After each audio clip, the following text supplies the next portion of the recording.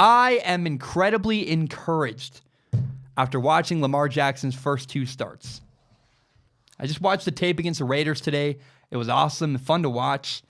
And Lamar Jackson's now 2-0 as an NFL starter. That's really cool. That's awesome.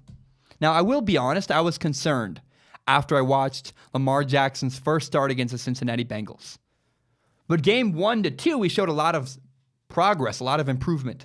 So I want to start with game 1. We'll talk about what he did in game 1 and how he improved on his performance in game 1 to game 2. So game 1, he played against the Bengals. He was 13 for 19 passing, 150 yards, 0 touchdowns, 1 interception. And here's what was really concerning is Lamar Jackson had 26 carries for 119 yards rushing. The Ravens did beat the Bengals, but it concerned me. Their scheme did not look sustainable down the road.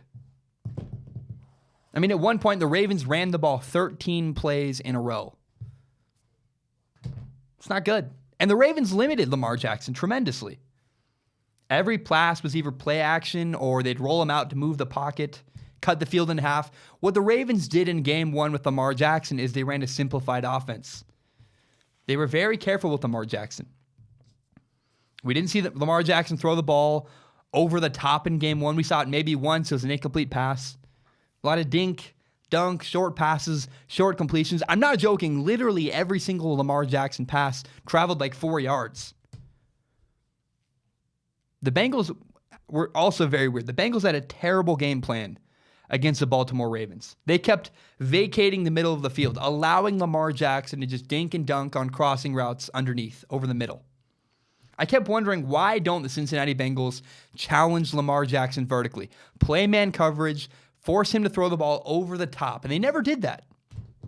That's why the Bengals lost. Now, in game 1, Lamar Jackson did some good things. He also did some really bad things. I mean, he held on to the ball far too long. He'd run around a couple times and take sacks. Also, while scrambling, he tried to force the ball downfield through an interception. It was ugly. But here's what's really, really cool. In Lamar Jackson's second start against the Oakland Raiders, he showed tremendous improvement. And I'm not just saying like he played the Raiders and they were bad. Lamar Jackson made better decisions against the Raiders. He made far fewer mental errors. I was incredibly excited. He had 2 interceptions, but he also had a touchdown. He was 14 for 25 passing at 178 yards and far fewer carries, only 11 carries for 71 yards. Now let's talk about the 2 interceptions. On the first interception for Lamar Jackson, he made a rookie mistake. He got locked into his first target over the middle, didn't take his eyes off it, threw a pass, got tipped by a linebacker and intercepted.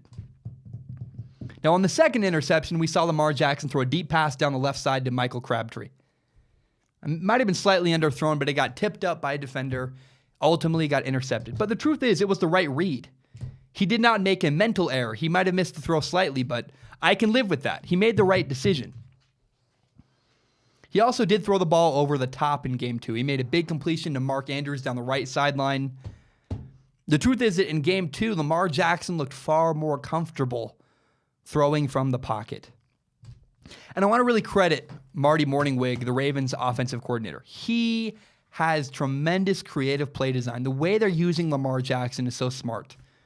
I think Lamar Jackson's going to run a lot his first year or two, and the more developed he becomes as a passer, the far less he will run. But they're running a lot of fly sweeps. They're using Lamar Jackson's skills to help him. And they're not putting him in situations where he could get hurt. They're running they'll fake a pass, pitch a fly sweep to an orbit wide receiver. They'll roll out and move the pocket to the right. I mean, Lamar Jackson is still developing, but he's also clearly learning from every single rep. He's making great strides. And I think that Lamar Jackson can succeed in the NFL. I do. He's just, the way he's improving, the way he's learning from his mistakes, that's indicative of a guy who's studying the game, doing his best, and I think could be successful if he keeps improving. 2 things excite me more than anything else for Lamar Jackson.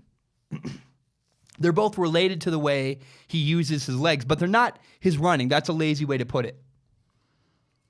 One thing I loved is multiple times Lamar Jackson threw the ball away against the Oakland Raiders. And that's really rare. For a guy who has his ability to run the ball, it's rare to see a guy throw the ball away, and just move on to the next play. Usually a guy like Lamar Jackson will try to run and fight for more yards and gain 4 yards, but he'll get knocked out and just really struggle, extend plays far too long, and hold on to the ball too long. You don't see that from Lamar Jackson. In fact, he's shown a lot of discipline, a lot of restraint. Lamar Jackson's not a quarterback who runs simply to run. He's running to extend plays, and that's what I like. Here's the second thing that really excites me about Lamar Jackson. He's actually not getting hit that much. He's run for a lot of yards, but he's not getting hit very often. I saw a story where Michael Vick told Lamar Jackson, truthfully, he warned Lamar Jackson, you better be careful. Proceed with caution. Well, against the Raiders in game 2, Lamar Jackson was getting down. He was sliding. He was avoiding big hits. That's good. I love that. Because here's the thing. Lamar Jackson's going to run. And he should run. You don't start a band with a world-class guitarist and put him at piano. You want a guy to use the talent he has. And Lamar Jackson's developing. I think developing quite well. He's making great strides. From game 1 to game 2, we saw a lot of improvement. He's making fewer mental mistakes. He looks more comfortable. Look, I know that Lamar Jackson only beat the Bengals and the Raiders. Those are two pretty miserable defenses. Still very encouraging. In fact, I think, honestly, you could make an argument that these are the best 2 defenses that Lamar Jackson could have started against to build confidence, to get some reps, and kind of get this thing rolling. I'm not going to lie. Lamar Jackson missed a couple throws. Had some accuracy problems, but I can live with that. He had far fewer accuracy misses than I thought he would. He's making a lot of good mental decisions, and I'm encouraged, man. I'm excited to see how Lamar Jackson develops. I want to watch him progress as the season goes on, and I think Lamar Jackson's going to work out. I'm pretty excited. My name is Zach Schaumler. This is my podcast, Strong Opinion Sports, and I just want to say thank you so very much for tuning in. It means the world to me.